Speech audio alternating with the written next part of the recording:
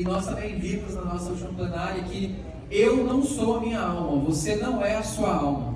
Davi exemplifica isso de maneira maravilhosa no Salmo 42, versículo 11, quando ele se distancia da sua alma e depois de beber de uma revelação maravilhosa, de desfrutar de uma revelação maravilhosa, ele se distancia da sua alma e diz: por que estás abatida, ó minha alma, que não sou eu? Por que estás perturbada dentro de mim? Então, você não sou eu, mas você está dentro de mim, me afetando. Davi ilustra para nós de maneira muito clara de que nós não somos o que nós sentimos. E Paulo, de maneira maravilhosa, inspirada por Deus, ele com o pensamento, o raciocínio dele afiado que Paulo tinha, ele descreve perfeitamente a construção desse raciocínio, falando, no fim das contas, que então, se eu faço o que eu não quero, quem está atuando nesse momento não sou eu, mas o mal que habita em mim, que Davi identifica para nós como sendo a alma. Então, essas duas questões são muito importantes que vocês saiam daqui hoje com isso em mente, de que, primeiro, a cura interior é o sarar e libertar de Deus para a sua alma ferida, para a minha alma ferida. E também que você não é a sua alma, você não é o que você sente, você não é o que você pensa, você não é o que você sente nos seus piores momentos, você também não é o que você deseja quando a sua alma está fora de controle. Você é quem Deus te fez para ser. Você é o ser humano que Deus formou, o Filho de Deus que Ele formou como oferta para si próprio, a noiva de Cristo que Ele colocou nessa terra. Amém? Isso é quem você realmente é. Distinguir isso é essencial. Você precisa distinguir a sua alma de quem você é. E se você confunde a sua alma com quem você é, você não consegue se relacionar com Deus e com os outros e consigo próprio com leveza. Vamos pegar o fatídico exemplo do bolo.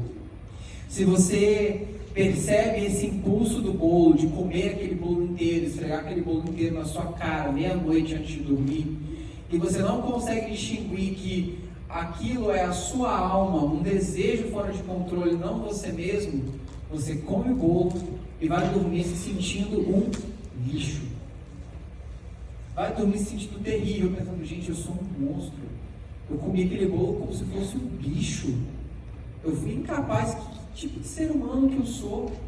E aquilo vai te amargurar e vai te pesar, e aí volta no que nós falamos anteriormente. Você tem um problema que é, você precisa controlar a sua vontade. Isso custaria 10 pontos emocionais. Só que agora, com a culpa que você está sentindo pelo que você fez, e por não diferenciar a sua alma, o que você sente de quem você é, você agora se vê afundado numa incapacidade de ter compaixão por si próprio e de lidar com o problema de verdade. Então agora você tem dois problemas. Além do seu problema da indisciplina, da incapacidade de dizer não para si mesmo, você ainda tem agora uma tonelada de culpa com a qual você vai ter que lidar, porque você não distinguiu a sua alma, o que você sente, quem você realmente é. Isso é muito claro para quem é filho de pastor, ou para quem é filho de gente que atua na igreja de maneira evidente, né? Eu, por exemplo, meu pai e minha mãe foram designados pastores. Eu devia ter os meus 14 ou 15 anos, talvez, eu não me recordo qual foi o ano. Mas meus pais sempre foram muito atuantes na igreja. Meus pais sempre estiveram à frente dos eventos, dos seminários, dos cultos, organizando, trabalhando de maneira ativa na igreja. E uma coisa que eu ouço muito, cuidando de gente, especialmente outros filhos de pastores, eu ouvi isso inclusive bem recentemente, que foi: Eric, eu só queria que meu pai fosse em casa quem ele é na igreja. Quem é meu pai de verdade? Porque meu pai é um falso, porque lá na igreja ele é assim, assado, super bonzinho, doce, abraça, beija. Chega em casa, ele é um monstro. É grosso, grita, briga, não tem amor para dar, não tem tempo para dar. E a dor dessa pessoa que veio ser aconselhada era: eu só queria que meu pai fosse em casa como ele é na igreja. Na verdade, a dor dela começou com: eu queria que todo mundo lá na igreja visse quem ele é de verdade. Que lá na igreja ele coloca uma máscara, mas em casa ele mostra quem ele é de verdade. E eu falei com essa pessoa, eu falei, filha, a pessoa que seu pai é de verdade não é a pessoa que ele mostra ser em casa.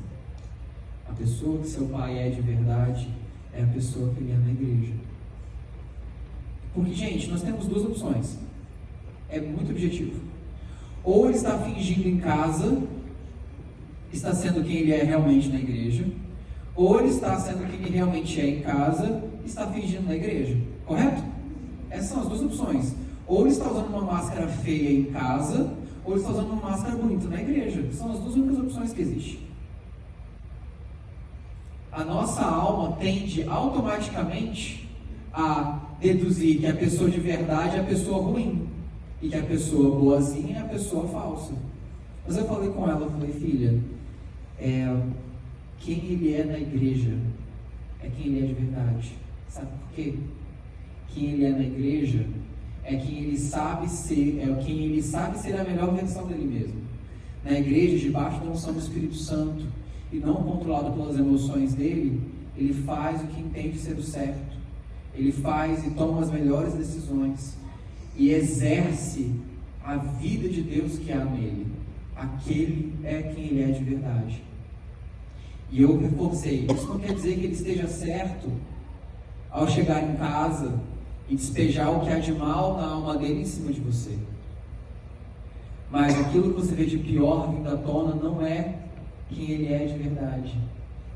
Quem ele é de verdade é o homem que você vê na igreja. Isso dá um nó na nossa cabeça, porque a gente pressupõe sempre que a versão verdadeira é a versão ruim, certo? A gente pressupõe que, não, a pessoa só seria falsa para esconder o pior. Então, se ele demonstra ser bom lá fora, ele é ruim aqui dentro, com certeza, ele é bom de mentira e ele é mau de verdade. Mas isso não é bíblico. Não é isso que Paulo diz. Se Paulo fosse aconselhar essa pessoa, ele diria, então, o seu pai não quer fazer o que ele faz em casa. O que ele faz em casa é o mal que habita nele, que ele não consegue controlar, por uma série de fatores, por falta de maturidade, por falta de ferramenta. Ele não consegue controlar a volição dele, ele não consegue controlar a mente dele, não consegue controlar as emoções dele. E o pior dele vem à tona, mas o pior dele não é quem ele realmente é. E sabe como é que eu sei que isso é verdade, queridos? Porque o meu pior não é quem eu realmente sou. Se você olhar para você, depois do momento que você fez algo que você não queria ter feito, e você olha para trás e fala, aquilo não sou eu. Quem que ele teve essa sensação? De fazer algo que não queria ter feito e parar e falar, meu Deus, isso não é quem eu sou. Não, isso não pode ser quem eu sou. Eu não queria fazer isso. Da mesma forma como nós vivemos essa experiência, nossos pais viveram essas experiências. O pai dessa moça que eu aconselhava estava vivendo essa experiência. E eu falei para ela, o seu pai não é quem ele realmente é quando ele está sendo a pior versão dele. O seu pai é quem ele realmente é quando ele está colocando a alma dele no lugar dela, fazendo o que ele sabe ser o certo e deixando o Espírito Santo conduzi-lo. Aquele é o seu pai de verdade. E não é bom e nem é justo que ele despeje o pior dele em cima de você. Ele está errado ao fazer isso. Homens, nós temos a capacidade da parte de Deus, dada por Deus, de fazermos o que precisamos fazer, mesmo quando o mundo está na direção oposta. Mesmo quando tudo diz para a gente ceder e ser a nossa pior versão, nós como sacerdotes, precisamos ser o primeiro a dar a cara a tapa e falar, não, se alguém tem que pagar o preço, esse alguém sou eu. Se alguém tem que engolir o que está sentindo e fazer o que é certo, esse alguém sou eu. Todos nós, homens e mulheres, somos capazes de fazer isso, mas nós, sacerdotes, somos chamados ao sacerdócio para cumprir isso de maneira ainda mais plena, ainda mais constante.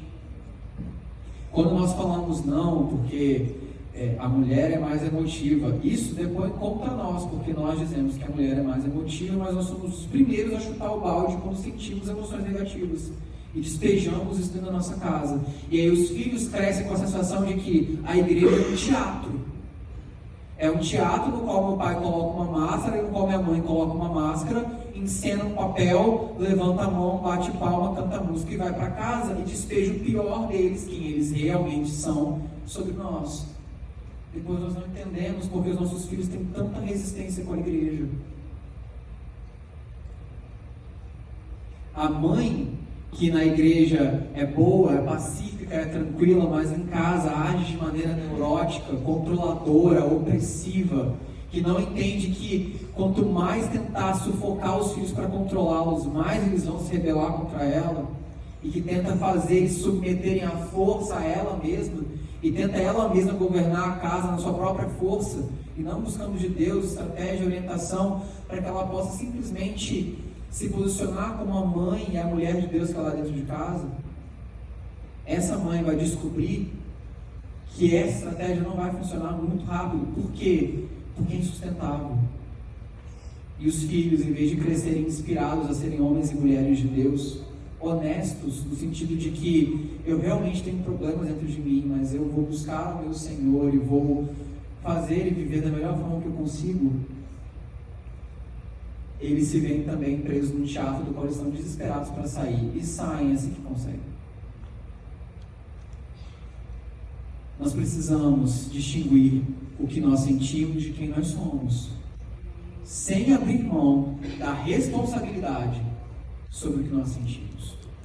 Vocês estão aí? Amém. Está tudo tranquilo? Bem? Amém. Eu quero pensar nisso de maneira objetiva com vocês na vida de um personagem bíblico. Eu quero ir com vocês para Tiago, capítulo 5, versículos 17 e 18. Tiago 5, 17 e 18.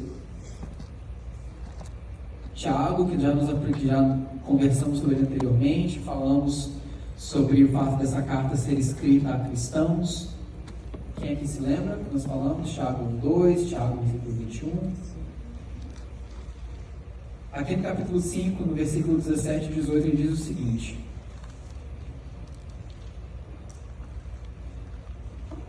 ele fala de um outro homem da Bíblia, que é o personagem sobre o qual nós vamos nos debruçar nesse momento. Ele diz o seguinte: Elias era homem semelhante a nós, sujeito aos mesmos sentimentos. Repita comigo: Elias era homem como nós. Elias era homem como nós, sujeito aos mesmos sentimentos. Sujeito aos mesmos sentimentos. Isso. E orou com instância para que não chovesse sobre a terra. E por 3 anos e 6 meses não choveu. E orou de novo, e o céu deu chuva, e a terra fez germinar seus frutos. Tiago, capítulo 5, versículos 17 e 18. Olha que coisa doida. Tiago está falando dos cristãos dispersos pelo mundo afora. Está falando, gente, Elias era homem como você e eu, e ele vai além, ele diz, sujeito aos mesmos sentimentos. Ou seja, Elias sentia o que nós sentimos. Gente, cá entre nós, se não fosse na Bíblia, se não fosse Tiago falando isso, a gente ia chamar de heresia, não ia? A gente só pode falar isso com tranquilidade, porque primeiro está na palavra e foi Tiago que falou. Do contrário, se qualquer pessoa que você falasse assim, olha, Elias, sabe, o profeta, o profeta Elias, sentia as mesmas coisas que eu e você ia falar, sai daqui, está repreendido. Mas nós podemos dizer isso porque Tiago disse isso. Está na nossa palavra. Tiago disse, Elias era um homem semelhante a nós, sujeito aos mesmos sentimentos, vírgula, e orou com instância para que não chovesse sobre a terra. E por 3 anos e 6 meses não choveu. O que Tiago está falando? Elias era uma pessoa sujeita aos mesmos sentimentos que eu e você e um grandioso homem de Deus. Para Tiago não tem paradoxo nessa frase. Para Tiago não tem contradição nessa frase. Mas nós, pelo peso que nós carregamos, o nosso relacionamento com Deus, pela incapacidade de admitir nossas fraquezas, a gente tem muita dificuldade em entender essas duas coisas ao mesmo tempo. de que Elias era um enorme, gigante homem de Deus na terra, e Elias era um homem sujeito aos mesmos sentimentos que eu e você. As duas coisas parecem que não encaixam, percebem? E quando nós trazemos isso para nós, isso também se aplica. Nós temos muita dificuldade de entender que nós somos grandes homens e mulheres de Deus. Homens e mulheres que Deus plantou no lugar onde você trabalha, no lugar onde você estuda, no lugar onde seus filhos estudam.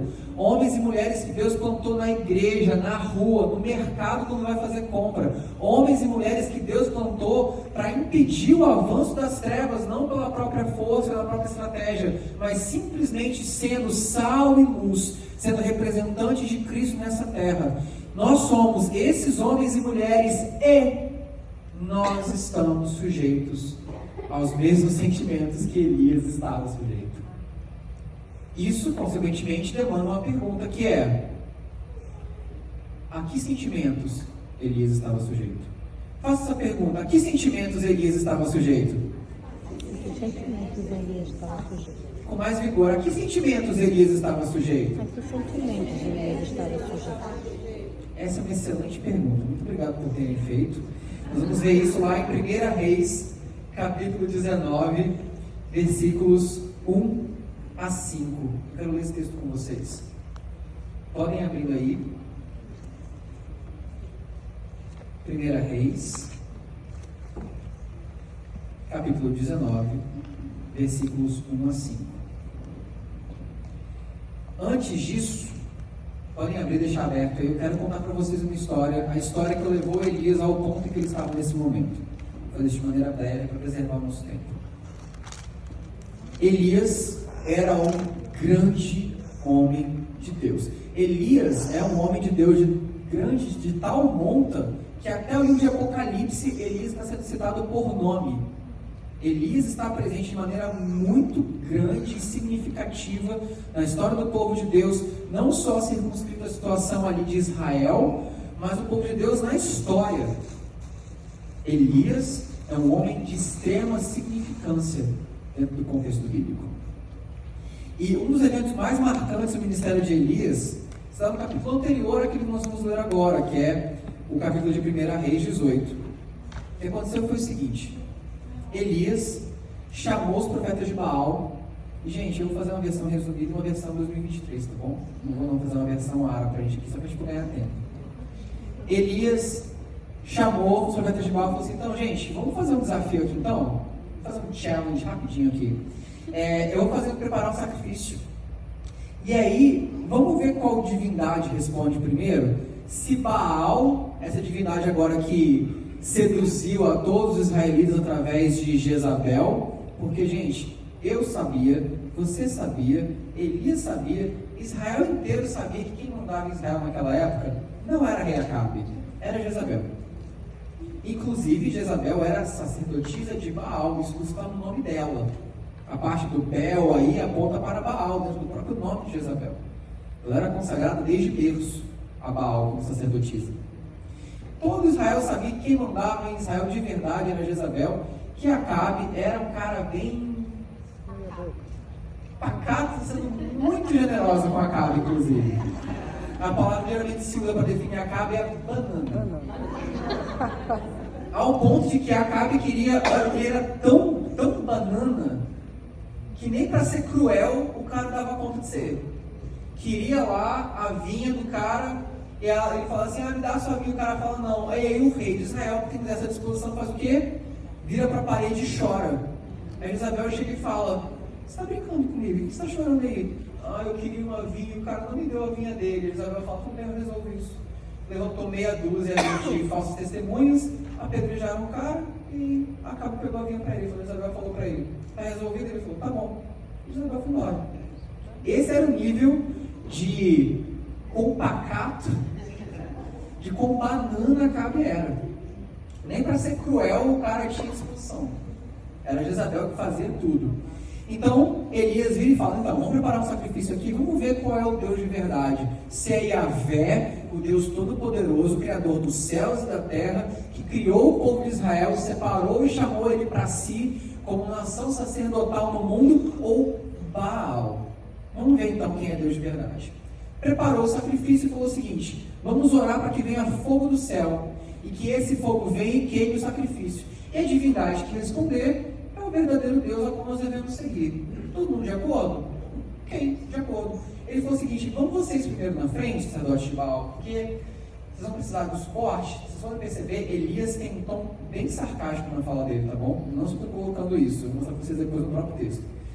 Elias fala assim: então, vai vocês na frente, vocês vão precisar de um tanquinho a mais do que eu, então vamos na frente para vocês tentarem primeiro. O texto, aqui em 1 Reis, capítulo 18, diz que eles foram, os 450 profetas de Baal, se não me engano são 450, vão lá e tentam de tudo. Eles choram, eles clamam, eles se batem, como era parte da tradição do sacerdote de Baal, se autoflagelarem. E aí, Elias, com todo o seu sarcasmo, no versículo 27, Elias diz, por exemplo: ao meio-dia, passaram a manhã inteira tentando invocar Baal, ao meio-dia Elias zombava dele, dizendo: clamar em altas vozes, porque ele é Deus. Pode ser que esteja meditando ou atendendo necessidades, ou seja, indo ao banheiro, indo ao banheiro, ou de viagem, ou a dormir e despertará. Esse era o tom de sarcasmo de Elias, profeta de Baal. Eles tentaram, se flagelaram, derramaram sangue e nada aconteceu. Aí Elias foi lá, alongou a mão, deu uma alongada e falou assim: então agora é minha vez. Faz uma vaga em torno do holocausto, coloca água, para ninguém achar que eu fiz truque. E aí Elias chegou diante do altar, tomou 12 pedras, segundo o número das tribos dos filhos de Jacó, para restaurar o altar, versículos 30 e 31 do capítulo 18, e disse o seguinte, depois de edificar o altar: encheu de 4 cântaros de água, derramou água sobre o holocausto também, molhou o holocausto que era para pegar fogo. E na hora certa disse: ó Senhor, Deus de Abraão, versículo 36 do capítulo 18, de Isaac e de Israel, fique hoje sabendo que tu és Deus em Israel, e que eu sou teu servo, e que segundo a tua palavra fiz todas essas coisas. Responde-me, Senhor, responde-me, para que este povo saiba que tu, Senhor, és Deus, e que a ti fizeste retroceder o coração deles. Então caiu o fogo do Senhor, e consumiu o holocausto, e a lenha, e as pedras, e a terra, e ainda lambeu a água que estava na vala que ele tinha cavado.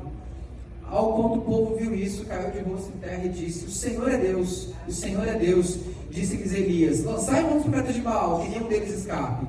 Lançaram a mão deles, e Elias os fez descer ao ribeiro de Quizon, e ali os matou. Essa é a cena que precede o capítulo 19 de 1 Reis.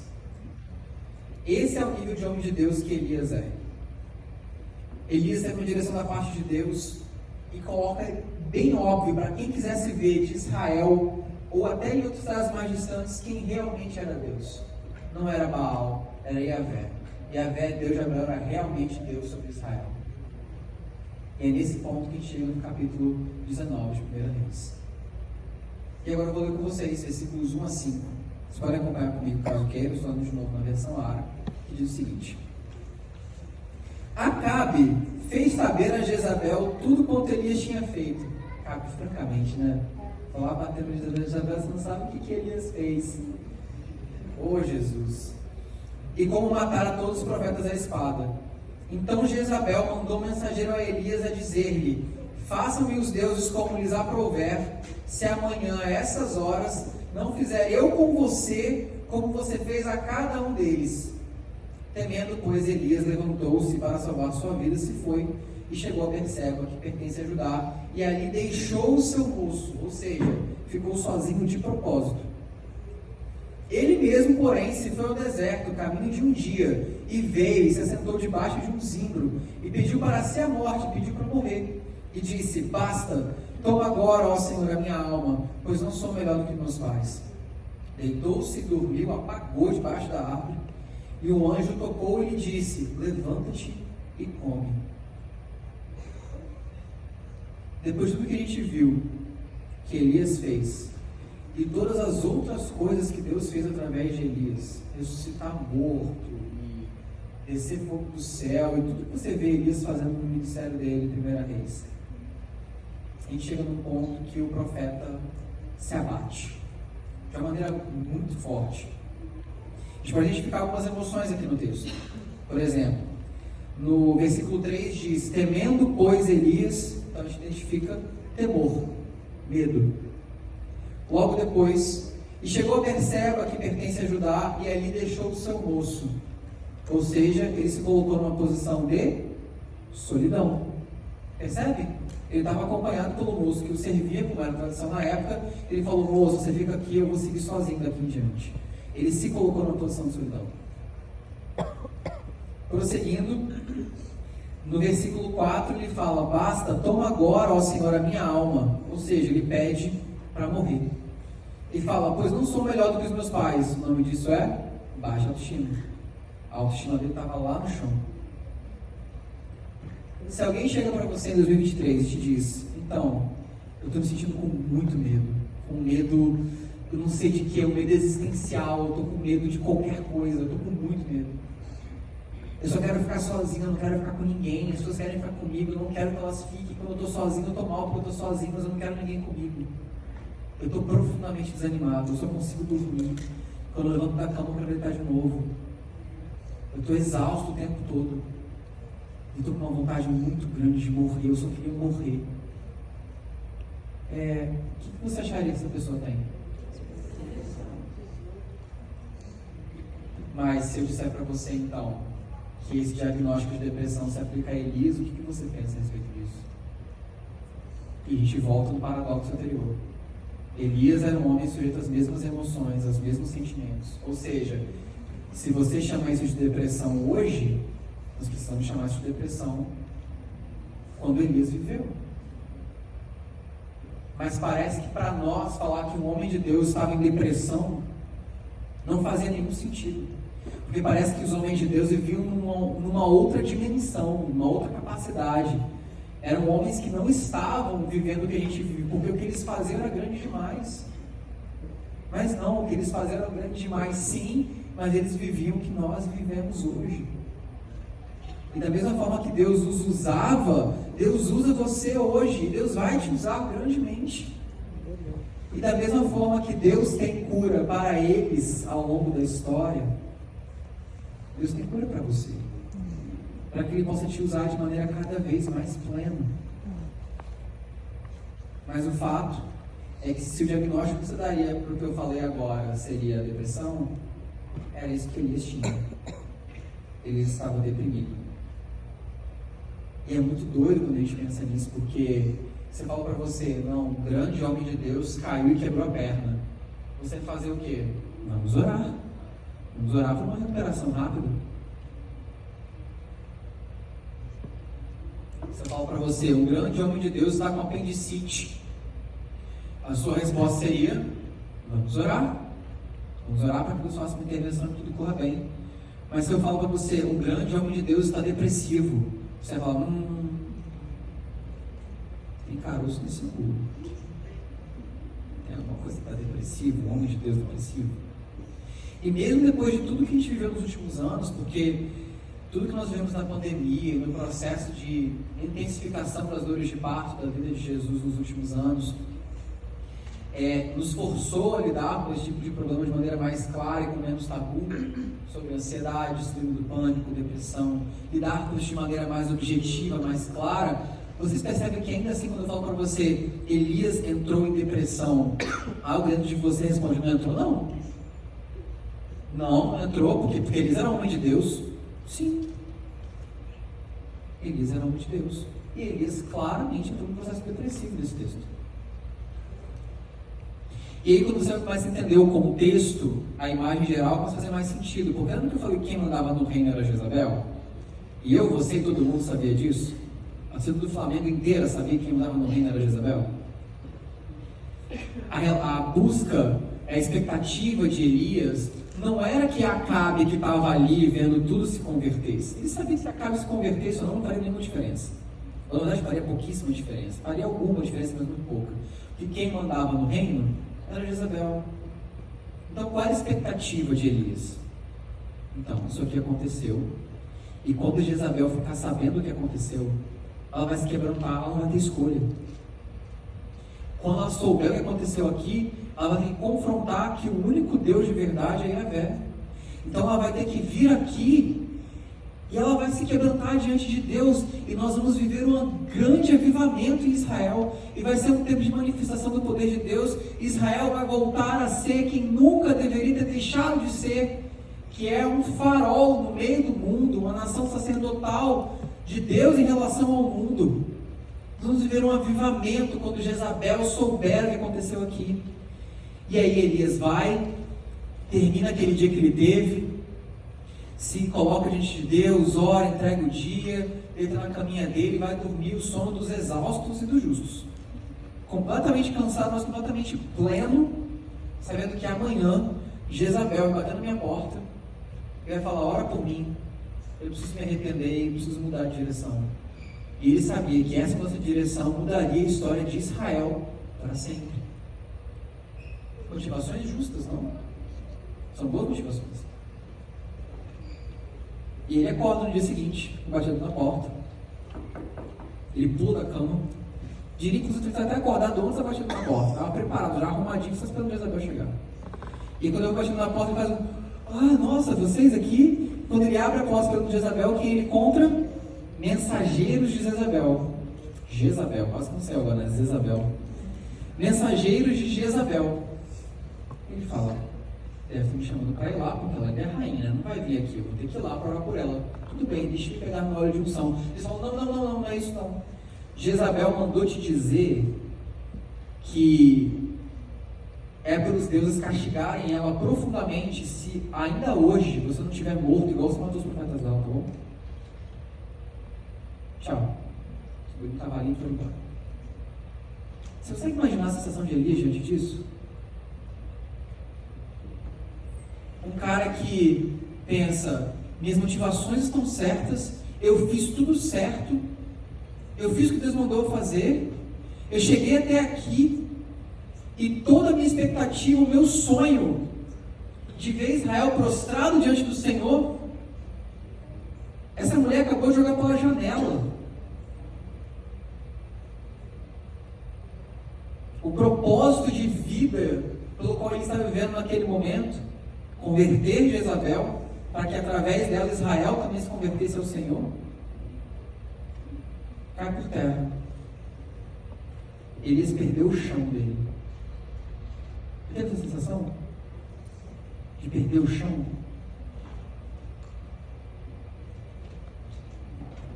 Eu e minha esposa temos vivido 6 meses muito intensos na casa. Nos últimos 6 meses, eu ganhei uma bolsa para fazer um mestrado aqui nos Estados Unidos e não consegui vir.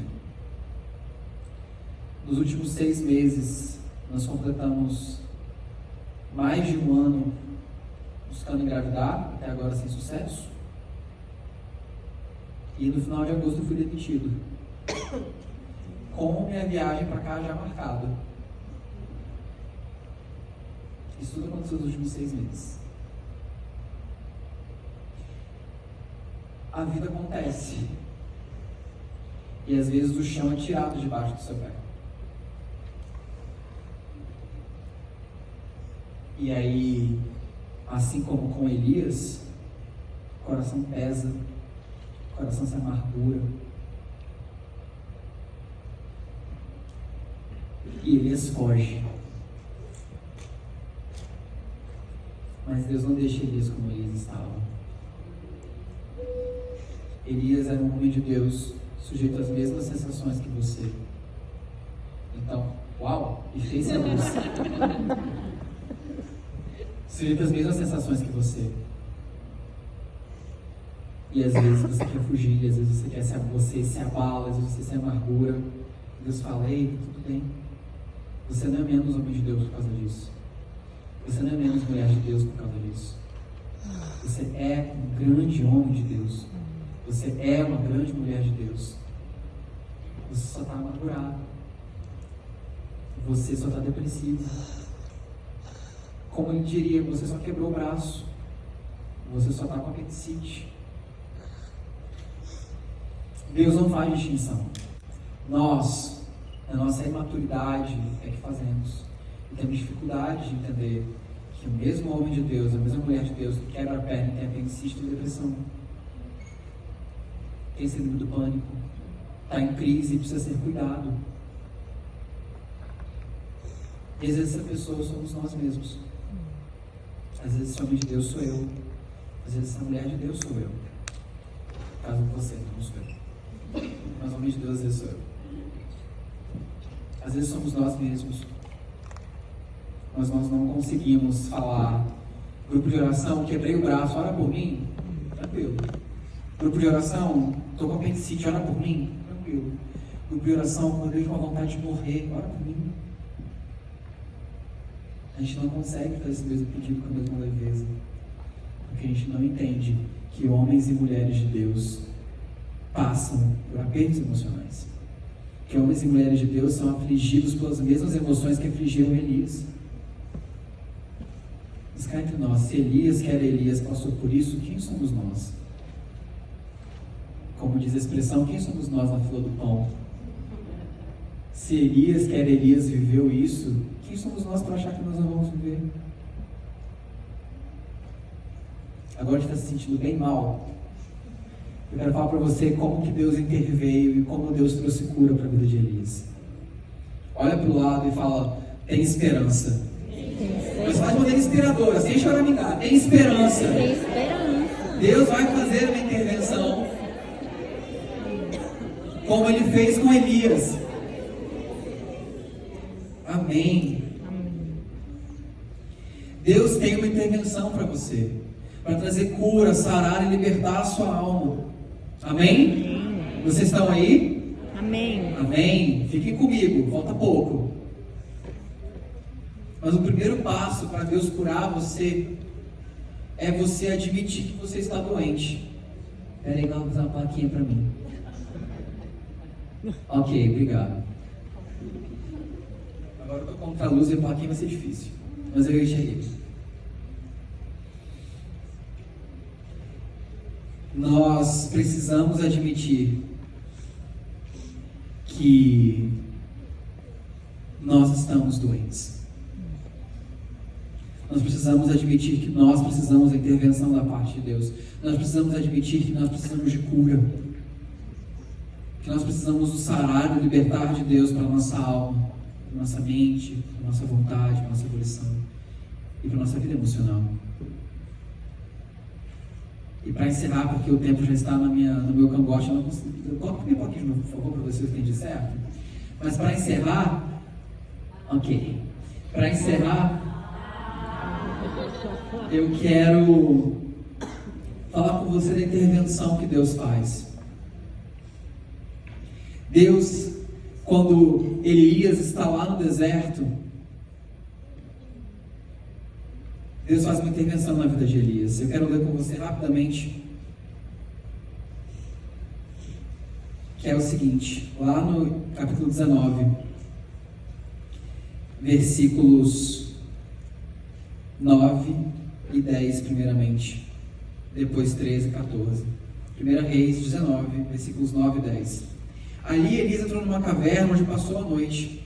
E eis que lhe veio a palavra do Senhor e lhe disse: que fazes aqui, Elias? Por que Deus estava perguntando isso para Elias? Porque Deus não sabia? Não. Deus sabe, Deus é onisciente, Ele sabe de todas as coisas.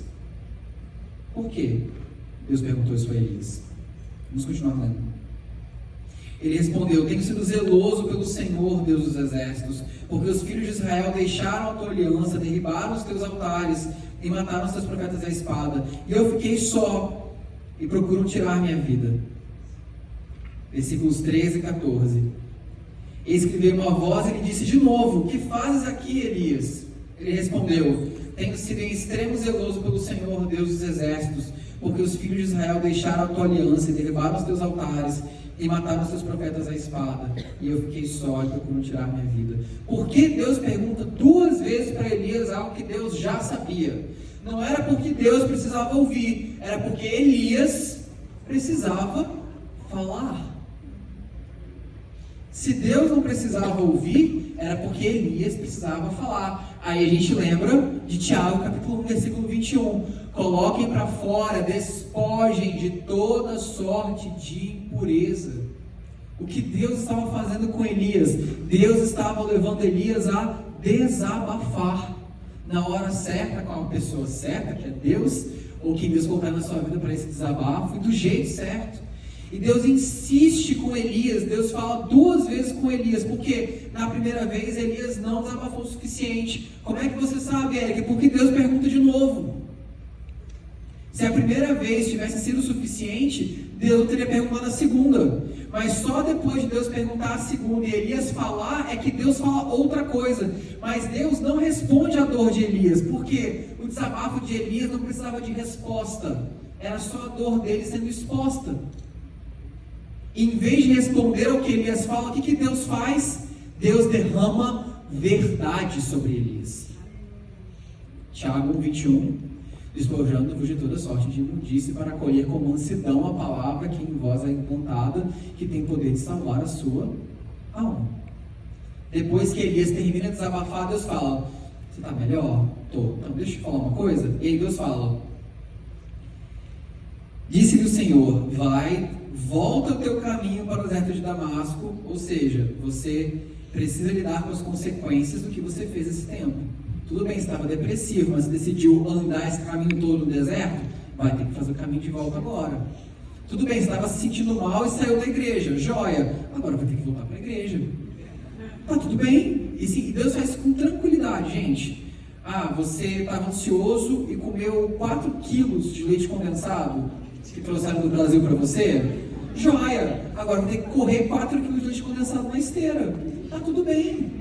Deus faz isso com leveza. Deus fala: volta o caminho que você fez, faz o caminho de volta, saiu da igreja, volta para a igreja, chutou o balde, vai buscar o balde, rompeu com a família, se reconecta com a família, abandonou o trabalho, vai atrás do trabalho, abandonou os estudos, vai atrás dos estudos, faz o caminho de volta, porque sim, você estava com crise de ansiedade, estava em depressão, e está tudo bem, Deus cura, eu estou aqui, nós vamos curar você. Mas há consequências para as escolhas feitas com as quais nós vamos precisar lidar agora. Faz o caminho de volta. Ele fala: volta o teu caminho para o deserto de Damasco, e em chegando lá, unja a Azael, rei sobre a Síria, a Jeú, filho de Ninsi, ungirá sobre o rei de Israel, e também Eliseu, filho de Safate, de Abel Meolá, ungirá os profetas em seu lugar. A gente poderia pensar sobre cada um desses pontos, mas eu quero pegar de uma maneira geral e pensar com você o seguinte: o que Deus faz com Elias aqui? Elias, você sim estava no fundo do poço emocionalmente, mas você continua sendo o meu profeta para Israel.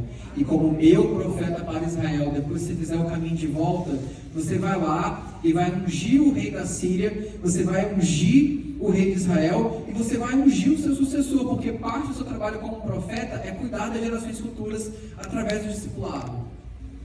Você estava assim no fundo do poço, mas você ainda é o meu homem para essa geração. Você está sim no fundo do poço, mas você é a minha mulher para essa geração. Ele reafirma quem Elias é. Reconhece a dor de Elias, lida com a dor de Elias, deixa Elias colocar para fora a dor dele, recebe Elias com um abraço. Já vou falar sobre isso em seguida para terminar. Ele faz isso, mas em momento nenhum ele deixa que Elias misture o que ele está sentindo com quem ele é. Ele separa para Elias: você está sentindo isso aqui, mas você é o meu homem para essa geração, você é o meu profeta para essa geração. E ele fala no versículo 17: quem escapar da espada de Azael, Jeú o matará. Quem escapar da espada de Jeú, Eliseu o matará. Eliseu o matará. O que ele está falando Jezabel fez a escolha dela. Você não tem controle sobre os resultados. Elias, você fez tudo certo, ou talvez você até tenha errado. Se você não foi Elias, caso você cometa erros, você até tenha errado, mas independente do seu controle sobre os resultados, existe um Deus acima de tudo isso, um Deus sobre a história, que está governando os rumos dessa história e direcionando o que vai acontecer. Ou seja, em versículo 18 ele acrescenta: também conservei em Israel 7.000, todos os joelhos que não se dobraram a Baal, e toda a boca que não beijou. O que Deus faz nesse momento, depois que toda a imundícia é tirada de Elias, que ele desabafa, qual é a verdade que Deus planta sobre a vida de Elias para que Elias possa acolher com mansidão? É uma verdade tripla. A primeira verdade é a revelação sobre quem Deus é. Tinha um terremoto, mas Deus não estava no terremoto. Teve um tornado, mas Deus não estava no tornado. Teve um fogo que queimou, mas Deus não estava no fogo. Onde Deus estava? Na brisa. Você se lembra desse texto? Então ele sente uma brisa que toca ele como um carinho, como um beijo no rosto dele, uma brisa suave que acolhe ele. E Deus está na brisa. Depois que Elias desabafa a dor, ele recebe a verdade sobre quem Deus é. Sim, Elias, às vezes eu me manifesto como fogo e mato, queimo o holocausto. Mas às vezes, quando você precisa de um abraço, eu só vou te abraçar e te acolher. Até que você esteja apto e pronto a receber a verdade que eu tenho para derramar sobre você.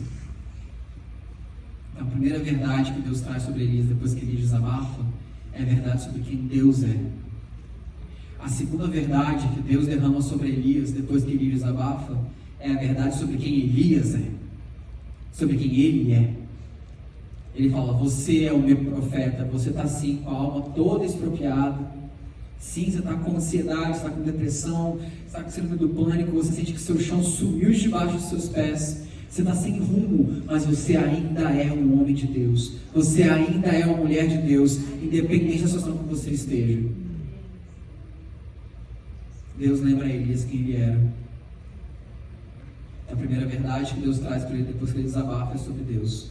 A segunda verdade é sobre Elias, sobre ele mesmo. A terceira verdade é sobre as circunstâncias. No desabafo, Elias fala: Senhor, mataram todos os profetas, só restou eu fiz tudo certo, então tudo deu errado. Por quê? Porque eu sou podre, eu sou nada. Porque se eu fosse um bom homem, tudo que eu fiz teria dado certo, porque eu fui o único que restou, eu fui fiel, e nem assim tive resultado. Deus fala: então, não é verdade. Ainda tem 7.000 que não dobraram os joelhos para Baal. O que Deus está fazendo? Deus está ressignificando as circunstâncias ao redor de Elias. Ele está falando: o que você está sentindo não corresponde à realidade. Não é a realidade sobre o mundo ao seu redor. Não é a realidade sobre o quanto você vale, porque você vale muito mais do que está sentindo que você vale agora. E principalmente, não é real a sua sensação no que tange as circunstâncias ao seu redor, porque eu continuo sendo Deus sobre a história. Eu continuo no controle de tudo. E a história vai desembocar aonde eu predisse antes do início da história que a história desembocaria. Quero convidar você a ficar de pé. Se o Thiago, que estava no teclado, puder fazer um fundo, eu agradeço. Se não puder, não tem problema. Não estou vendo ele. E eu quero te convidar a refletir sobre isso. Eu quero te convidar a refletir sobre isso, lendo com você o último versículo. Jeremias 8, versículo 22, diz o seguinte: acaso não há bálsamo em Gileade? Ou não há lá médico? Por que, pois, não se realizou a cura da filha do meu povo? Aqui, nós estamos no Jeremias para falar de maneira irônica. Mas não irônica com um bom humor, irônica para gerar um choque. Gileade é a cidade do bálsamo, a cidade é onde há cura. Então, se há cura em Gileade, por que meu povo não está sendo curado? Deus está te chamando hoje para acessar esse bálsamo. Deus está te convidando hoje, enquanto o Thiago faz o fundo, para você poder orar. Não porque você precisa de um fundo para orar, mas para a unção da adoração de quebrantar um pouco. Ele está te convidando para você se derramar diante dele e dizer: Senhor, há um bálsamo em Gileade. O Eric, a Larissa, a Neo e toda a equipe estão aqui para me lembrar que há um bálsamo em Gileade, que há cura para a filha do seu povo. E eu decido não ficar aqui, deixando a vida passar, não aceitando pagar o preço de ser curado. Eu quero, Senhor. Eu quero acessar esse bálsamo, experimentar sobre as minhas emoções, o que Elias experimentou. Eu quero aprender a desabafar e colocar para fora o meu pior para receber de Ti o Seu melhor. Para ter ressignificado a minha visão do Senhor. Para ter ressignificado a minha visão de mim mesmo. Para ter ressignificado a minha visão das circunstâncias. Diga para Ele que você aceita. Diga para Ele que você quer aceitar e quer alcançar esse bálsamo.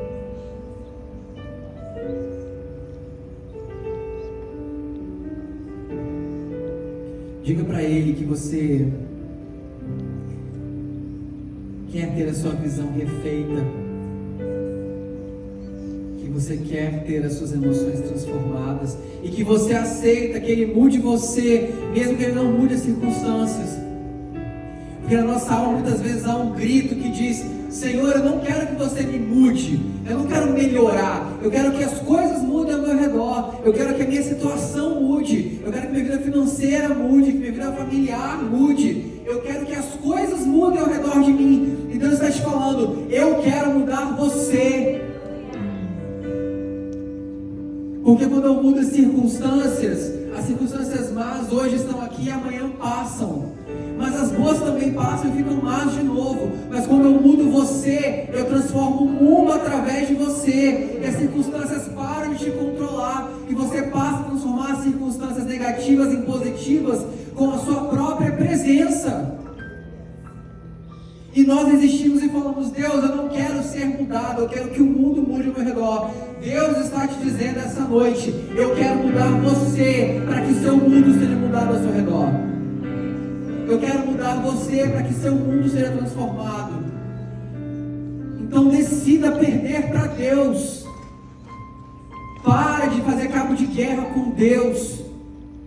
Porque Deus já te falou que chegou o tempo de Ele transformar você. E você continua orando para Ele transformar as circunstâncias. Ele vai transformar as circunstâncias através de você. Se alguém tem que ser mudado, que seja você. Se alguém tem que amadurecer, que seja você. Se alguém tem que pagar o preço, que seja você. Se alguém tem que ser quebrantado, que seja você. Se alguém precisa ser mudado, que seja você. Se Elias não tivesse se quebrantado aquele dia, Eliseu não teria sido ungido. Não por Elias, pelo menos. Se ele não tivesse se quebrantado e colocado o pior dele para fora e admitido como ele estava, ele não teria alcançado tudo que ele alcançou em Deus. E talvez não tivesse tido o fim de vida glorioso que ele teve. Eu não sei, mas eu sei que a história dele foi como foi, porque num dia como esse, ele decidiu se derramar e se quebrantar diante do Senhor e falar: esse é o meu pior, eu te entrego o meu pior para receber o seu melhor. Eu coloco para fora toda sorte de impureza e de imundície para receber de você, para acolher dos teus lábios, meu Senhor, meu papai, a verdade que o Senhor tem para mim nesse dia. Você não controla os resultados, você não é capaz de mudar as circunstâncias, mas Deus quer mudar você, para através de você transformar o mundo ao seu redor. Dá a sua resposta para Ele.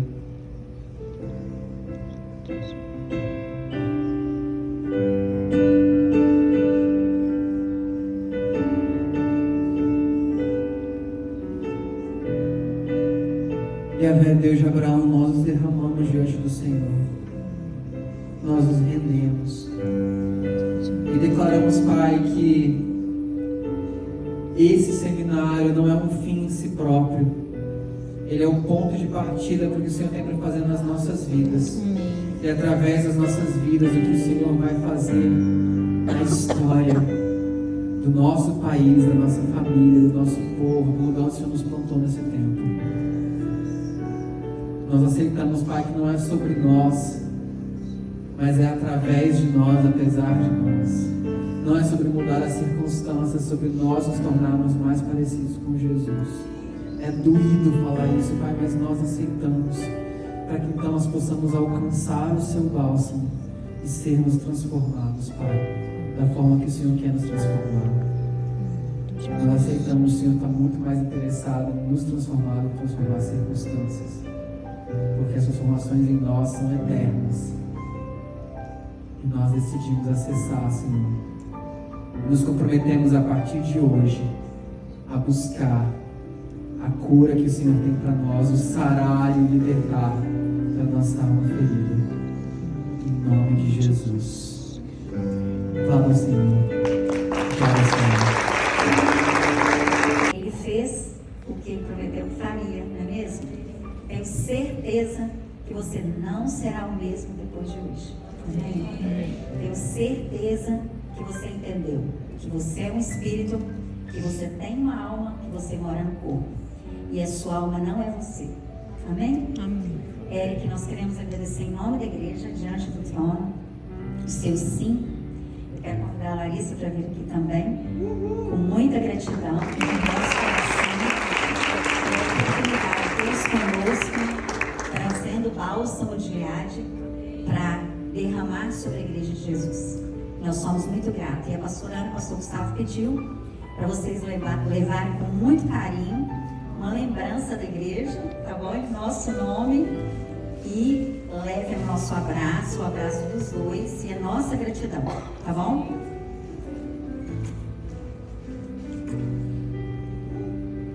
Eu sei que... Eu oro para que vocês escolham 100 vezes mais toda boa semeadura, todo carinho, todo cuidado com a gente, em nome de Jesus. Amém. E eu gostaria de... Ai, desculpa, Larissa. Eu queria que você transmitisse para os pastores, para a Ana Paula, para o pastor Gustavo, nossa gratidão por ter nos recebido aqui, né? E gratidão a todos os irmãos também que trabalharam nesse seminário, que serviram com tanta graça, com tanto amor, com tanto carinho. Que vocês escolham 100 vezes mais em nome de Jesus. Amém, gratidão. E eu quero honrar uma família que me acolheu quando eu cheguei aqui e que durante 2 anos eles ficaram de joelho na varanda da casa deles orando por esse seminário, orando pelo programa de cura nos Estados Unidos. Eu queria chamar Renato, Jeremias, a Leilane e o Rômulo. O Rômulo era bem pequenininho quando eles chegaram em 2017 aqui. Ele falava: mãe, é hora de orar pelo seminário. E eles enjoelhavam na varanda da casa deles e na garagem, todos os dias eles oravam 1 hora pelo programa de cura nos Estados Unidos. E eu sou muito grata pela vida deles, porque eles foram gerando, junto conosco no Brasil, em oração, aquilo que Deus ia fazer nos Estados Unidos. E eu creio, ele já começou há 25 anos atrás, mas agora é real, é verdade. O programa de cura existe nos Estados Unidos. E nós estamos aqui para cuidar da igreja de Jesus. Então, esses 4, cadê a Leilane, gente? Esses 4 honraram o nome de Jesus e guerrearam durante 2 anos de joelho naquela garagem. Eu sou muito grata pela vida deles e estou honrando eles por isso, com a minha gratidão. Recebam a minha gratidão e que todas as sementes de oração que vocês semearam durante 2 anos de joelho naquela garagem, você escolha 1 milhão de vezes mais. Em nome de Jesus. Nós honramos e abençoamos a vida de vocês. Gratidão. Recebam a nossa gratidão. Isso é bom. Do Jeremias. Obrigada. Sim.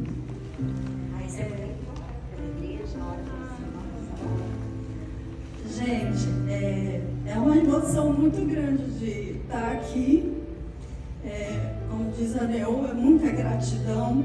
E quando nós chegamos aqui, a gente trabalhava com Airbnb e a gente tinha hóspede na nossa casa. E o Rômulo, ele falou assim: mãe, eu senti o desejo da gente fazer o propósito de Salmos e a gente orar por cura vir para cá. E ele, como diz a Neu, ele era pequenininho mesmo. E às vezes eu estava tão cansado, o Jeremias também estava tão cansado, e a vontade que a gente tinha era de chegar e dormir. E ele falava assim: não, a gente tem que cumprir o nosso propósito. E aí a gente ia para a garagem. E teve vezes que era 2 horas da manhã. A gente estava lá clamando. porque nós trabalhávamos muito e a gente tinha que ter esse momento. E eu agradeço ao Senhor por trazer. Depois eu tive o privilégio de ter esse presente da NEO, porque a gente fazia parte dos mesmos congressos, dos mesmos pastores, e eu não conhecia, não, eu vim conhecer aqui. E assim, muita gratidão ao Senhor. Eric e a sua esposa, assim, nós estamos muito felizes com vocês aqui, sabe? Quantas vezes a gente chorou? Quantas vezes a gente chorou na garagem da nossa casa, clamando por esse momento aqui. Amém? Quando a gente estava vindo no carro, aí eu falei para Renata, viu? Deus ouve orações. Viu? Deus ouviu a sua oração. Isso mostra que tudo que nós pedimos, Deus está ouvindo. Tá? Deus, Ele... Até aqueles sonhos que parecem ser impossíveis, né? Os irmãos são lá de Linhares, da terra que eu cresci. Eu cheguei lá com 11 anos, né? Minha mãe morava lá até poucos dias. Renata nasceu lá, né? Linhares é um lugar maravilhoso, as pessoas são muito acolhedoras, são assim pessoas maravilhosas. Povo de Linhares, quem não conhece Linhares precisa conhecer, tá? E às vezes mesmo a gente chorando, às vezes a nossa alma fala pra gente, isso não é possível não, é que alguém vai vir lá de Linhares pra cá, né? Mas veio um pouquinho do que é o bálsamo de Gileade. E ver esse pessoal aqui é assim, uma emoção muito grande, tá? Porque esse pessoal ajuda a transformar muitas vidas. Eu creio que está começando aqui um pouquinho da essência está sendo colocado aqui, que é uma semente, né, do bálsamo de Gileade, que eu creio que vai fazer uma transformação naquilo que é o sonho da nossa igreja, aquilo que é o sonho do pastor Gustavo, tá, daquele avivamento aqui na Flórida. E eu acho que isso aqui faz parte, tá? Isso aqui faz parte do que é o sonho da nossa igreja. Tá? Nós queremos também abençoar a vida do pastor Jucimar, que foi um homem usado por Deus e fez a diferença na vida de tantas pessoas. O período quando nós conhecemos o bálsamo era um período que a nossa família estava passando por momentos muito difíceis e Deus entrou ali dentro da nossa casa e fez a mudança. E hoje a gente ajuda tantas pessoas com as experiências que a gente teve ali, com tudo que a gente aprendeu, a ferramenta. O bálsamo é uma ferramenta dos céus. E eu tenho um coração muito grato ao Senhor por ter nos dado esse presente. Eu ganhei, uma prima minha fez a inscrição que tinha que fazer e ela falou, não, Rê, Deus me tocou no coração de dar para você, eu vou dar a minha vez para você. E ela foi começar quase um ano depois. E aquilo assim fez a diferença, foi um divisor de águas na nossa casa. Pai querido, Paizinho, eu quero te agradecer, Senhor, por esse momento tão lindo, tão maravilhoso, Senhor. Nós clamamos a Ti, Senhor, sobre nossas vidas, tudo que a gente ouviu aqui hoje, Senhor, que venha ficar plantado em nossos corações, que nós possamos ter, Senhor Jesus, mudanças de vida. Tantos lares estão aqui, Senhor, que precisam, Senhor, de conhecer esse bálsamo, essa cura, Senhor, e nós declaramos cura, Senhor, sobre nossas vidas, sobre a vida de cada família, cada filho, Senhor. Obrigada, Senhor, pelos teus servos, Senhor, que são usados por Ti para trazer essa mensagem, para ser amigos, para serem companheiros, Senhor, através daquilo que o Senhor tem sonhado para cada pessoa. Senhor, nós abençoamos, Senhor, a vida do Eric, da sua esposa, dos seus pais, Senhor. Nós abençoamos, Senhor, também a vida do pastor Jucimar, da família dele. Senhor, nós agradecemos, nós abençoamos a vida da Neô, Senhor, que ela é um instrumento nas tuas mãos, Senhor. Muito obrigada, Senhor, muito obrigada pelo teu amor, pelo teu zelo, e cada um de nós, Senhor, possamos sair daqui, Senhor, renovados, Senhor, curados, em nome de Jesus. Amém. Vão em paz e que Deus os abençoe. Amém?